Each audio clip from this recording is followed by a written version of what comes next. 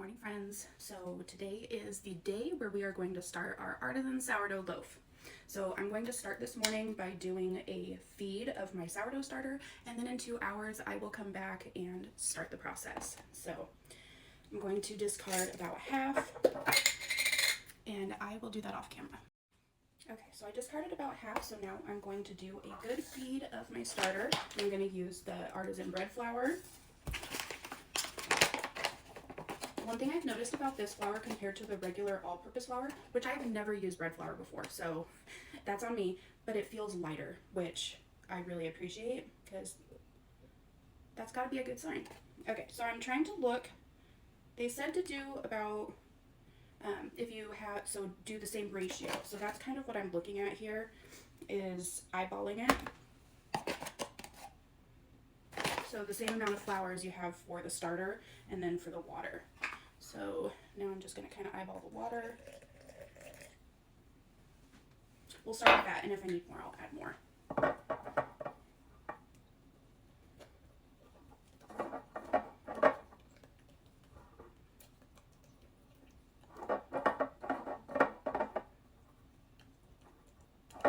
That actually looks like a pretty good consistency. So I'm going to get this jar scraped down and then get it over in the warm spot in my kitchen, and I will see you back after a couple hours. Alright guys, we are back for the next part of the Artisan sourdough. This is the part where I'm taking my starter and mixing it with the water, flour, and salt, and then it will sit for an hour. The recipe that I am following is by Artful Homemaking. I have never made any sourdough before, so this will be my first time. It says it's beginner friendly, so let's hope. Alright, I'm going to pour, it says 60 grams of starter, so I've already got the scale tared out. That is exactly 60 grams.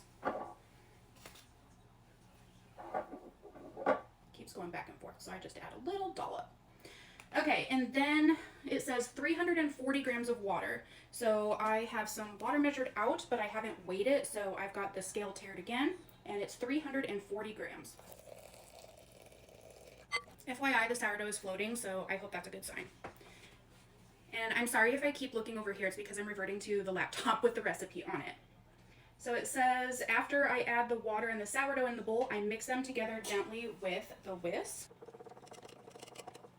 Okay, and then I'm going to add the bread flour and the salt to the mixture. So back on the scale, and I tared it, and it says 490 grams of bread flour. Okay, 490. Okay.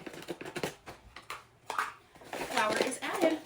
And then it says 10 grams of salt, and I'm going to use my Himalayan sea salt. Okay, 10 grams. Now it says to whisk all the ingredients together in the mixing bowl gently.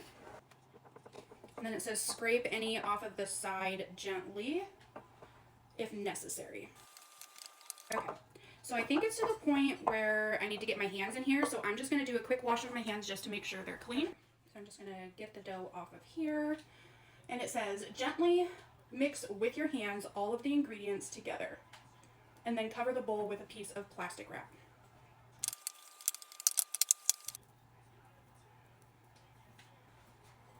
I think that that is good enough. Okay, so at this point it says to just cover with some plastic wrap, and I got a reusable hair caps. Anyways, it says to let this sit, cover the bowl, and allow it to sit for another hour, and then I will be starting the stretch and folds. So I will put this in a warm spot, and then I will see you back in an hour. Hi guys, we are back for the first set of stretch and folds. So hopefully it goes well.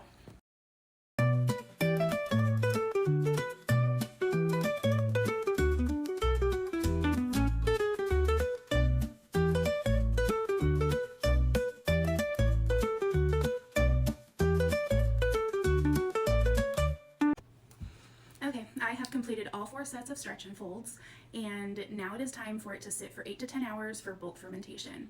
So I will start a new video for that because this one's getting long, and the next video I won't be putting out until tomorrow after I get done with the baking process. So stick with me, friends, and I will see you again tomorrow.